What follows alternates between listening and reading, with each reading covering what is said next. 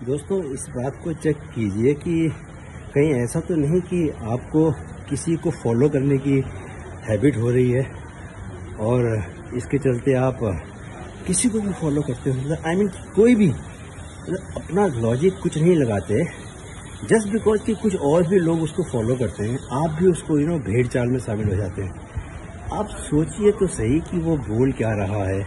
इस संसार में ये कोई नया ट्रेंड नहीं है, वैसे ये जब से संसार बना है तब से जब पहली बार लॉजिकल थिंकिंग शुरू हुई तभी से लोगों ने लॉजिक को काटने की कोशिश की और जो सुनी सुनाई बातें जिसको बहुत आसानी से वो मान जाए, जिसमें उनको कंफर्ट महसूस हो, वही बातों को फॉलो करते हैं।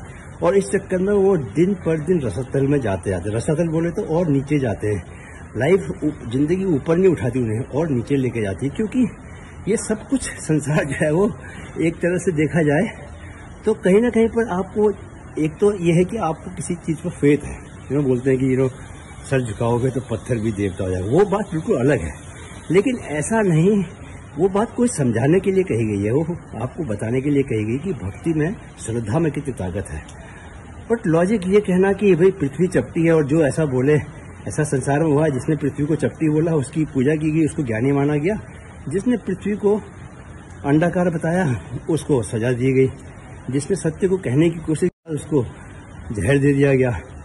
जितने भी ऐसे लोग हुए जिन्होंने ब्रह्मांड से कनेक्शन करने के बाद कुछ ज्ञान पाया, सत्य को पाया, उन लोगों को पनिशमेंट से गुजरना ही पड़ा है। नहीं, क्योंकि जो इलॉजिकल, जो लॉजिक को समझते नहीं, जो भक्ति को समझते नहीं, उन्होंने हमेशा यही किया है, क्योंकि अपनी एक्सपीरियंस से उन्होंने कुछ जाना नहीं, अपनी एक्सपीरियंस से कुछ सीखा नहीं। आपको यही नहीं पता चल पाता कि कौन व्यक्ति आपका हित चाहता है, कौन आपका अहित चाहता है। संसार में बहुत सारे लोग हैं जो कि सियार बन के मेमने को ठगना चाहते हैं, लेकिन आप अगर अपनी नज़रों को तेज रखें तो आप उनको पहचान लेंगे। इसी तरह आप उन लोगों को भी पहचानना चाहिए आपको, जो लोग भेड़िए नहीं है, सियार नहीं है, जो वाकई आपका भला चाहते हैं, आपको सही रास्ते पे ले जाना चाहते हैं, उनको पहचानना भी तो आपका काम है। तो इसके लिए बहुत ज़रूरी है कि आप कुछ देर रोज़ थोड़ा समय निकालें और ध्यान में बैठना शुरू करें, क्योंकि जब तक आपकी तीसरी आँख नहीं खुलेगी, जब तक शिव की तीसरी आँख जिसको बोलते हैं, जब भीतर की जब तक यात्रा आप शुरू नहीं करोगे, आपको अदृश्य जो रहस्य हैं, अदृश्य शक्तियाँ हैं, जो ताकतें हैं, वो आपको महसूस नहीं होंगी, दिखाई नहीं देंगी और आप एक बहुत ही सुपर क्या बोलते हैं इसको, कॉन्शियस माइंड, चेतन मन में ही आप पूरा जीवन निकाल लोगे। चेतन मन क्या है? 10%, अवचेतन मन 90%। तो आपको जीवन की क्वालिटी को 99 गुना 90% बढ़ाने के लिए, महसूस करने के लिए आपको अवचेतन मन में उतरना ही पड़ेगा।